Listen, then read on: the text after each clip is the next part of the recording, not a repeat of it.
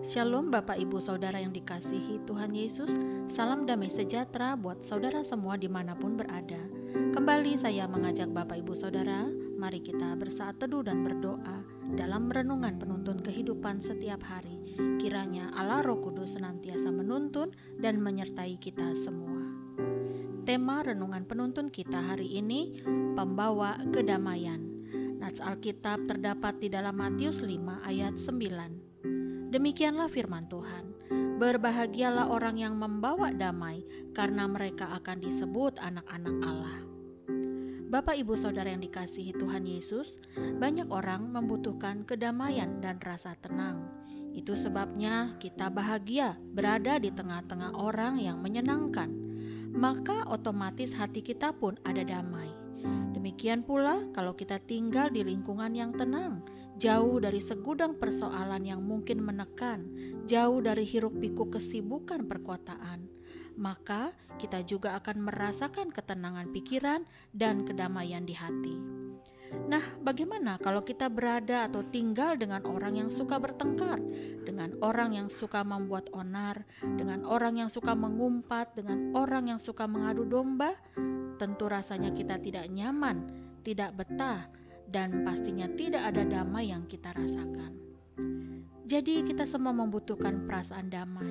Tahukah saudara, dari nats firman Tuhan hari ini, Yesus memberitahukan kepada kita bahwa sebagai anak-anak Allah, kita harus membawa damai. Apa sebenarnya arti membawa damai? Artinya, dimanapun kita berada, kita harus dapat menciptakan damai yang meredakan pertengkaran, yang mempersatukan perpecahan, yang mendinginkan hati yang panas, dan bahkan melepaskan pengampunan, untuk menciptakan atau mewujudkan suasana yang kembali damai. Karena salah satu karakteristik anak-anak Allah adalah harus menjadi pendamai. Jadi memang kita semua membutuhkan kedamaian. Tetapi hari ini Yesus berkata kepada kita, berbahagialah orang yang membawa damai. Saudara, berbahagialah orang yang membawa damai dalam Matius 5 ayat 9 bukan sekedar ungkapan yang dapat menghiburkan hati, tetapi ini adalah panggilan untuk hidup menjadi terang. Dan dikatakan para pembawa damai disebut anak-anak Allah karena inilah karakteristik sebagai anak-anak Allah.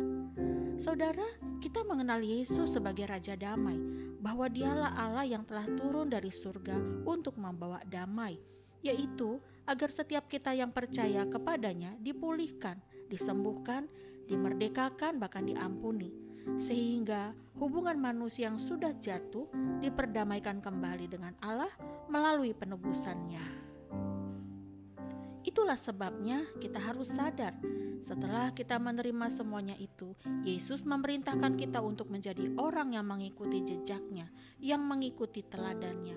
Namun persoalannya, kita mungkin tahu firman Tuhan ini, akan tetapi masih banyak anak-anak Tuhan yang belum menyadari bahwa betapa pentingnya kehadiran kita, perilaku kita, tindakan kita, sikap kita sebagai orang Kristen membawa kesejukan di tengah-tengah keluarga, di tengah lingkungan masyarakat, lingkungan gereja, di lingkungan pekerjaan, lingkungan sekolah, dan di lingkungan sosial atau pergaulan kita.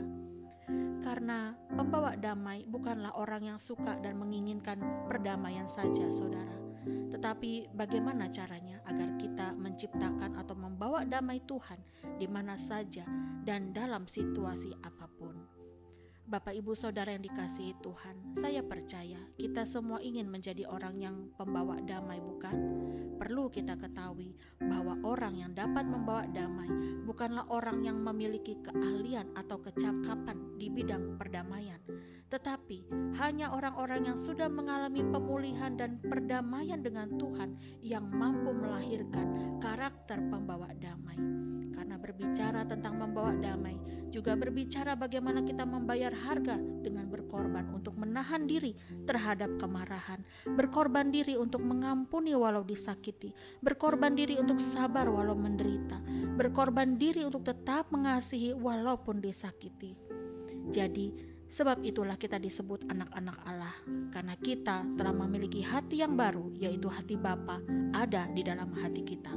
Di akhir renungan ini, saya ingin membacakan 1 Petrus 3 ayat 8 sampai dengan 11, buat kita pendengar renungan penuntun kehidupan setiap hari yang setia. Dan akhirnya, hendaklah kamu semua seia sekata, seperasaan, mengasihi saudara-saudara, penyayang dan rendah hati, dan janganlah membalas kejahatan dengan kejahatan atau caci maki dengan caci maki. Tetapi sebaliknya, hendaklah kamu memberkati, karena untuk itulah kamu dipanggil, yaitu untuk memperoleh berkat.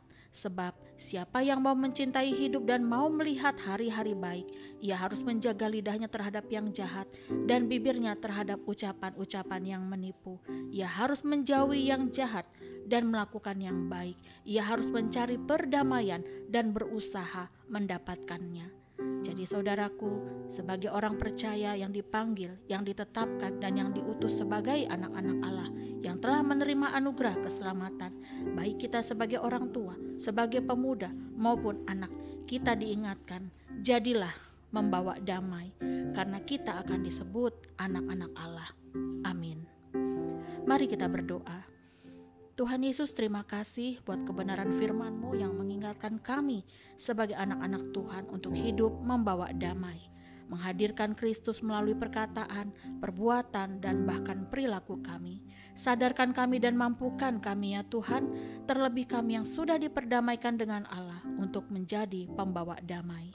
Di dalam nama Tuhan Yesus kami berdoa. Amin. Kiranya berkat yang sempurna dari Allah Bapa, kasih karunia dari Tuhan Yesus Kristus, dan persekutuan yang indah dengan Roh Kudus menyertai kita dari sekarang ini dan sampai selama-lamanya.